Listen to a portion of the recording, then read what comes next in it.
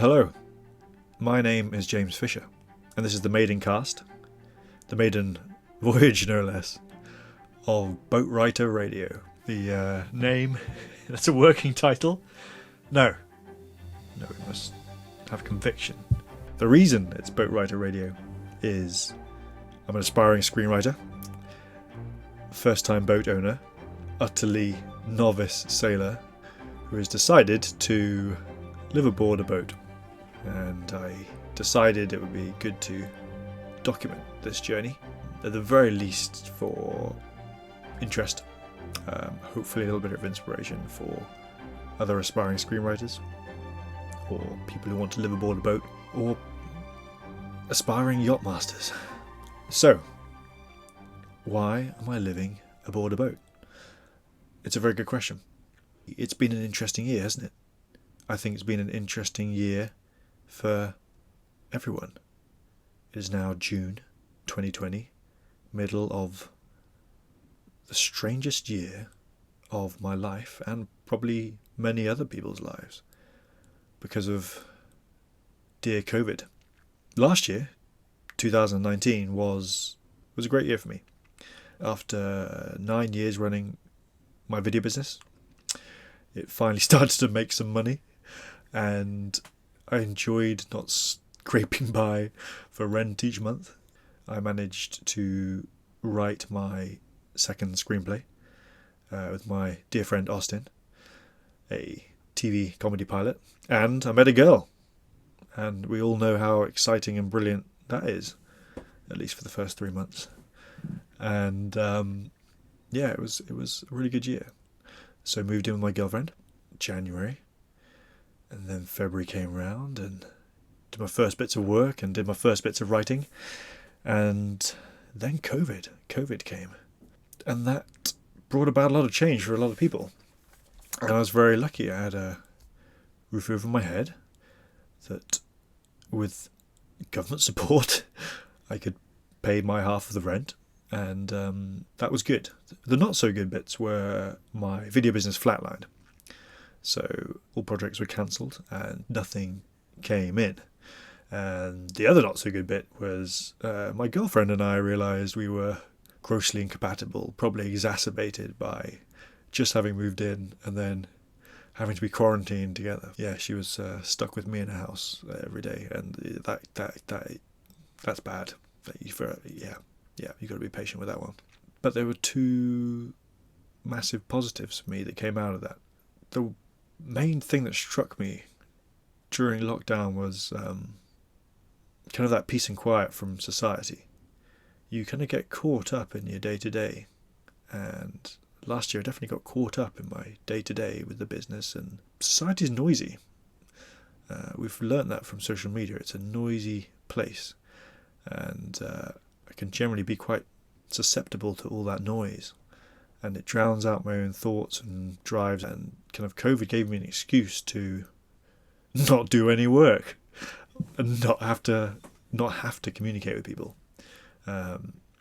It was good for clearing the mind and getting focus.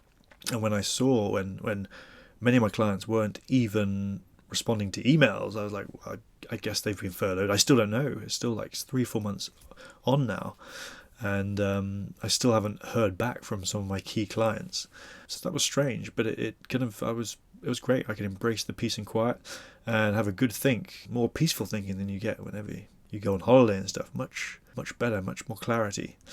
And it made me realise that even though last year was a good year for writing, and loved writing with my friend, and we've been really enjoying working on that together, I still didn't write enough, and the business was still taking up more time than ideal if I ever really want to achieve my dream of becoming a writer-director.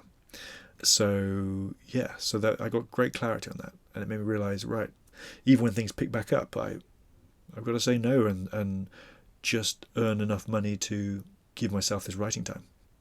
The other great thing with all that time, without having to do work, was that I was writing, and it was fantastic. It made me realise how kind of lightweight my writing had been for a few years. And out of that, I was like, fuck it. fuck it. I'm going to buy myself a year of writing. And during that thought process, my relationship started to break down. We were out down renting in the country, attached to this manor house. It was an amazing find, but it became apparent that we were not going to last. So there I was with this plan, and very little money coming in, all government support, and essentially, yes, needing to move out, and wanting to execute on this, keep this rhythm going with the writing. So I bought a boat. My brother's been a sailor for, 5 years. Maybe he's owned boats for 5 years. He's probably been sailing a bit longer. And I chatted to him. I was like, "This is what I'm gonna do for this year." And he's like, "Well, mate, I'm gonna buy a boat, so you could always rent that off me." And I was like, "That could be cheap living. That would work." And one thing led to another, and then he sent me a link to a very reasonably priced boat. And then I thought, it'd be nice to, I could live on my brother's boat, or I could have my own boat. So that happened.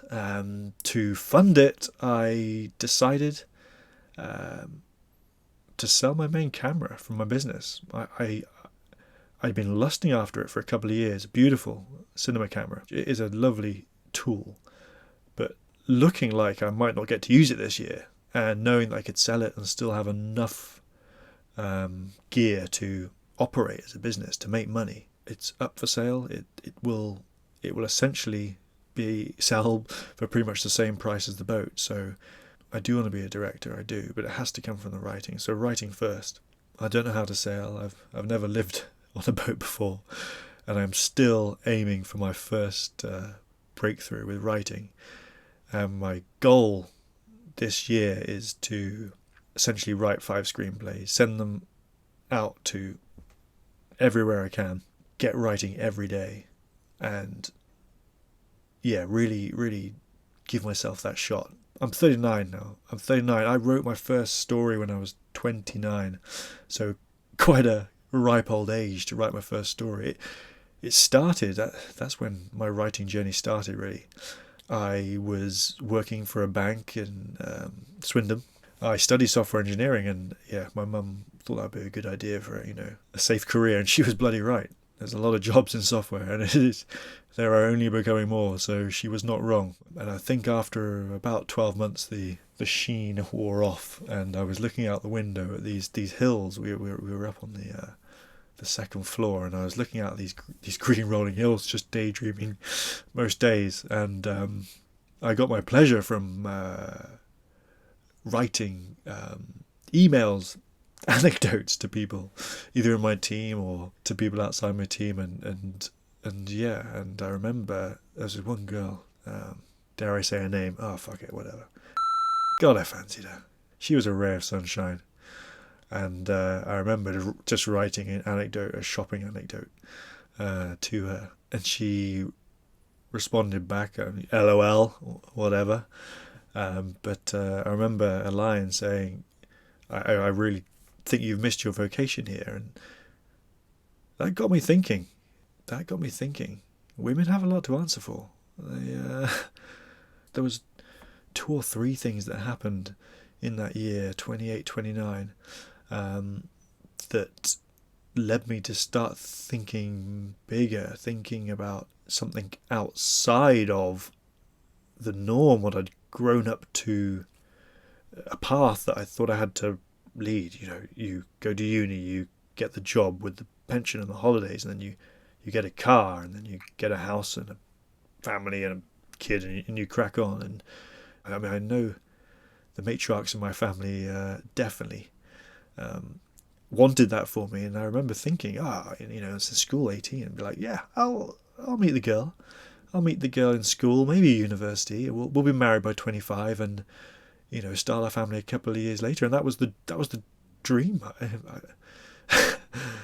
And it took me a while. It took those replies from people like to make me think, damn, I gotta pursue the things that make my heart sing. Also in that year, I suffered from a back injury, quite a bad one. Still affects me now, 10 years later. I was studying Kung Fu at the time, and I was training for a competition, and I overdid it. Something went, and it's never quite been the same again, but I really struggled with sleep after that. I was in this kind of general pain all the whole time, and it made me realise for the first time in my life that I was going to die. Not to be too dramatic, but mortality is a powerful ally, I would say, because when you know you're going to die, you get moving. And probably the third thing, I hadn't read much up until that point, not a lot, 1 or 2 books a year. And a friend at the time, Gareth, he gave me Fahrenheit 451, written by Ray Bradbury, and he said, "Read this. I think you'll like it." And up until that point, I hadn't read much, and I'd always read kind of quite relatively heavy books like Lord of the Rings, and they used to take me. I'm a slow reader. I'm still a slow reader. I enjoy being a slow reader, but it was taking me like a year for each of the Lord of the Rings books, and I was like, wow, okay. I mean, I love them. I love those books, but you have to wade through the descriptions and build the world, and I enjoyed that. I was like, oh, this is reading. This is reading. And then Gareth gave me Fahrenheit 451.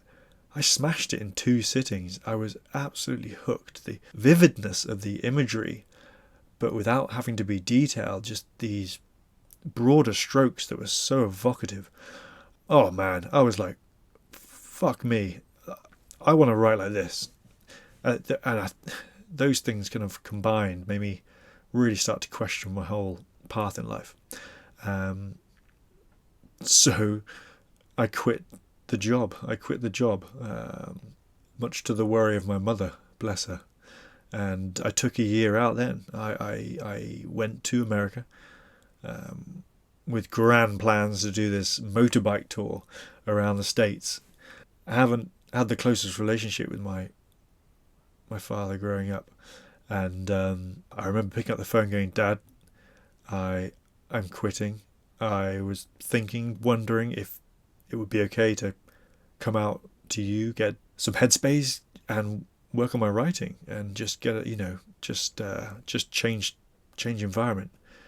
And he was like, "Yeah, let me know when you've booked your flights." And I would suggest my dear father, my dear dad, has not been the best dad.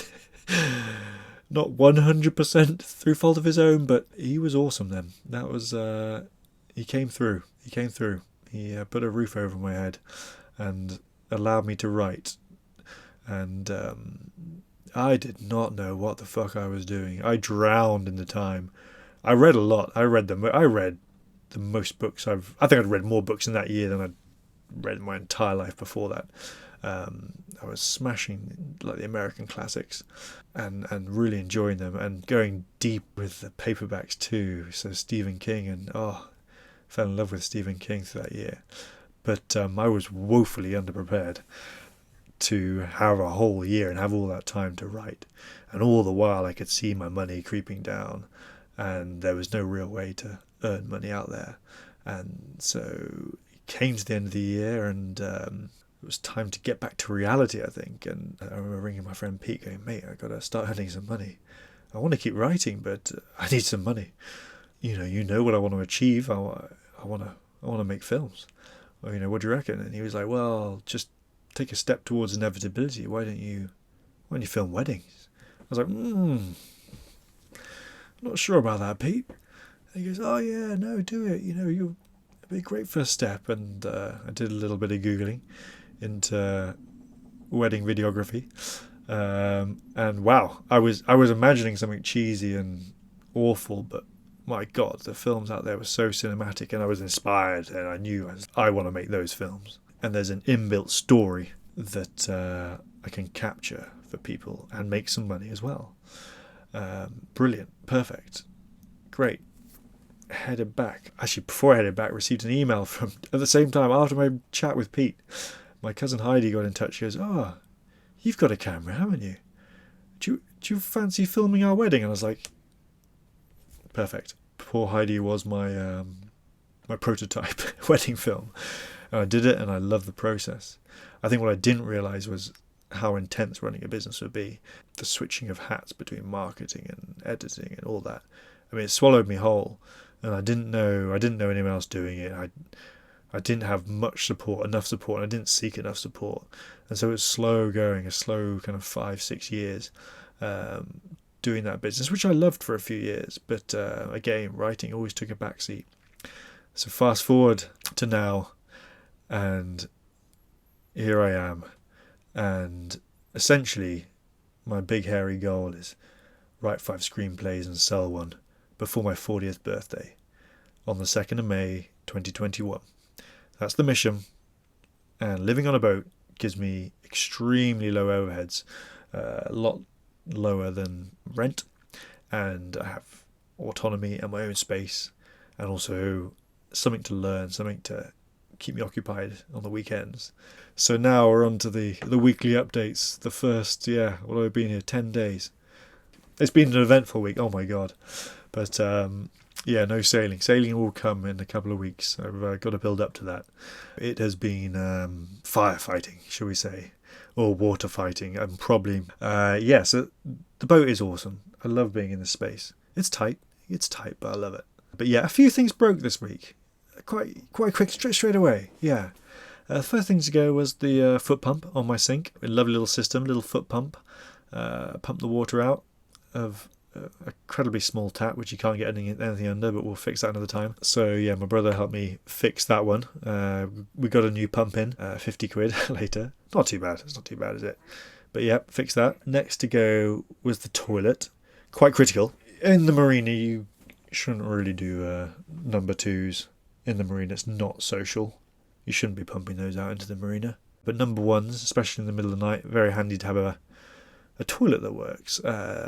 So that broke, and I managed one night using a bucket. It was fun. It was like, rugged, like camping or something. And then the novelty of the bucket wore off, and I had to fix the toilet. So that was good, getting handy again. Ripping out an old toilet, fixing a new one, plumbing it all in, and that first wee, and the pumps and it all going out and it all smelling and looking good. What else this week? Couple of leaks. I mean, when I landed, it was quite obviously an emotional departure from the girlfriend, and it was all a bit of a blur, and I hadn't been sleeping much, and then all these things broke. And the first couple of nights, there were leaks. Yeah, I mean, it rained a lot. It was good because it showed me where the boat was leaking. One was a side window into a little maintainable tray, which we kind of got a little string to wick it. The other leak was in the bedroom. Yeah, not so enjoyable. But yeah, we got a cover for the skylight.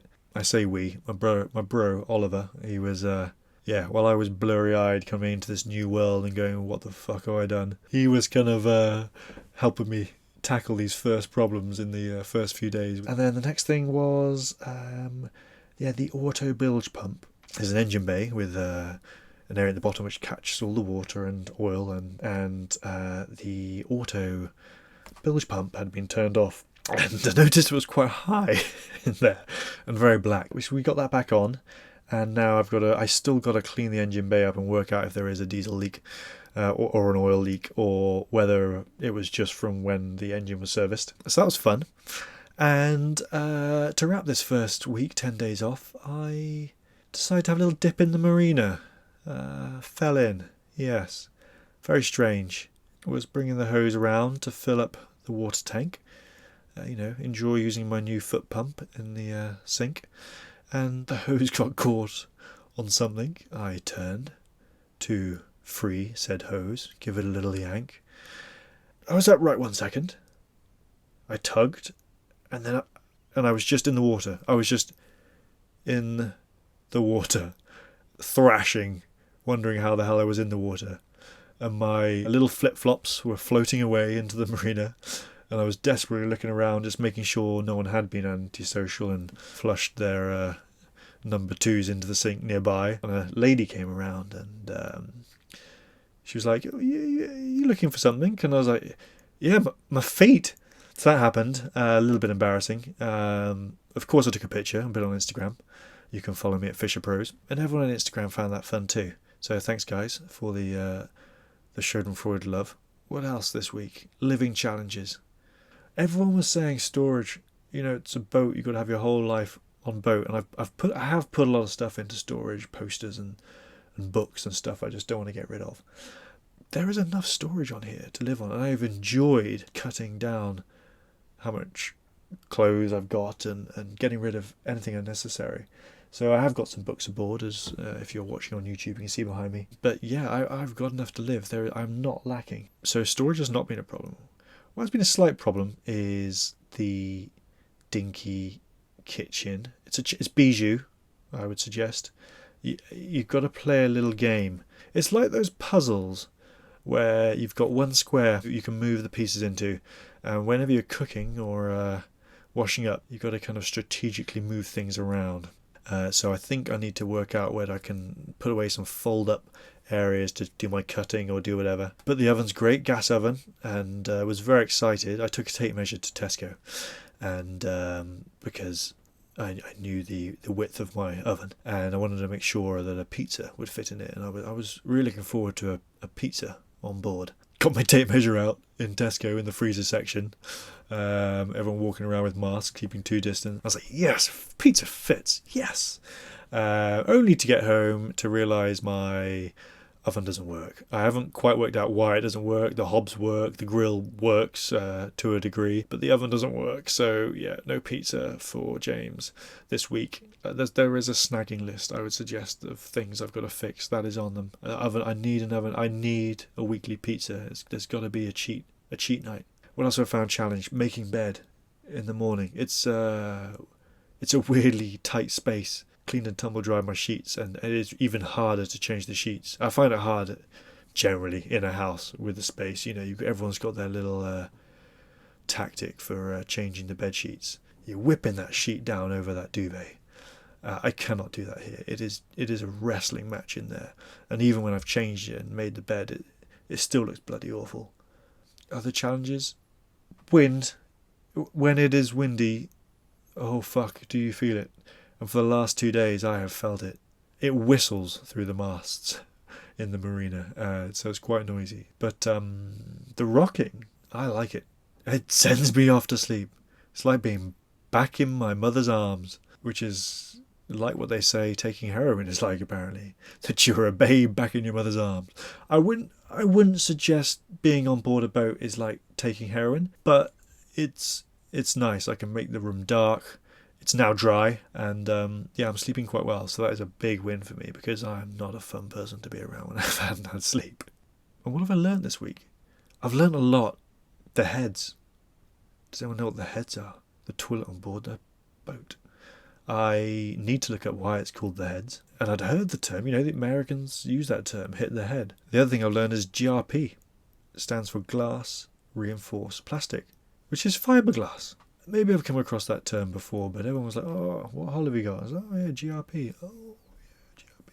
So that is the end of the boat updates, and on to writing updates. It's been mostly fixing boat problems, but I have managed to start writing again. It's your first day back writing after a break. I always find it so hard. I'm working on a new script, another TV pilot, a drama. An idea I wrote the first chapter for 10 years ago when I was out in Florida. I was writing it as a novel. I crashed and burned every time after about 4 chapters, just because I had no idea of structure or where I was going, and I'd read on Writing by Stephen King, and he was like, oh yeah, I shoot from the hip, and just, I kind of know roughly where I'm going. I was like, yeah, I know roughly where I'm going, I'm just going to roughly go in this direction. Oh fuck, it's the wrong direction. And so being able to turn this idea, this big novel idea, into a TV screenplay is exciting.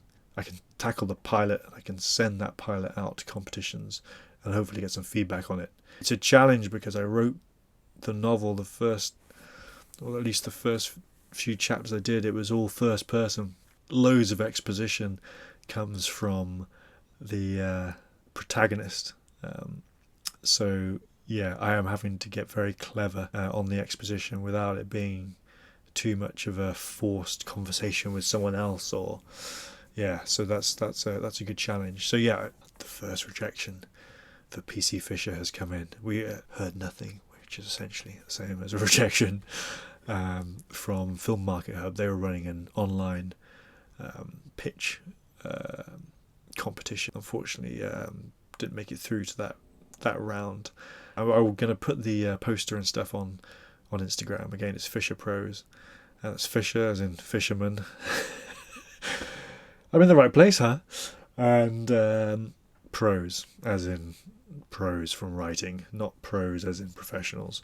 So PROSE. And I think the final writing update at the moment, or the reading update, should we say, is a beautiful book I've been reading, Into the Woods by John York. If you are a writer and you have not read this book, especially if you're a screenwriter, because it does have a bias towards that, you must read this book. I'm only halfway through. I'm in the third act of a 5-act structure. It's fantastic. I am learning so much.